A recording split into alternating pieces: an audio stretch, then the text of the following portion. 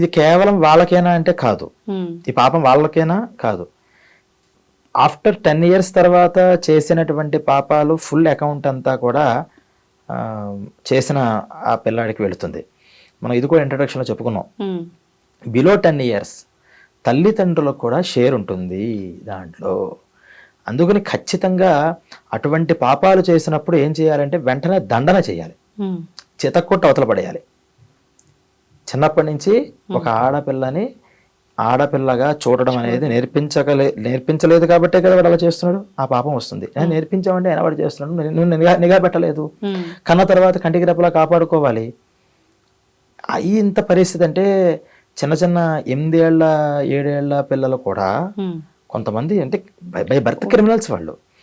అటువంటి మైండ్ సెట్తో పిచ్చి పిచ్చి పనులు చేస్తుంటే పాపం ఆ ఆడపిల్ల తల్లిదండ్రులు కంప్లైంట్ ఇస్తుంటే, అమ్మా మీ అబ్బాయిని చిన్నపిల్లాడుగా కూడా సరిపోయింది, మేము కాబట్టి ఇలా అర్థం చేసుకుంటున్నాం, కొంచెం నేచర్ మార్చండి అని సలహా ఇస్తుంటే, మా అబ్బాయి అటువంటి వాడు కాదండి, మీ అమ్మాయే వెనకేసుకొస్తారు.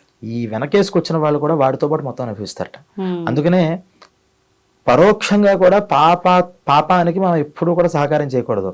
ఏమో చెప్పారు, నువ్వు కనీసం ఫస్ట్ వాళ్ళ నిందలే వేస్తున్నారు అనుకుందాం, పక్కన నైబర్స్ మనం అంటే పడతా నిందలు వేస్తున్నారు, సరే అని ఒకసారి మనం నిఘా పెట్టుకుని ఆలోచించుకోవాలి కదా.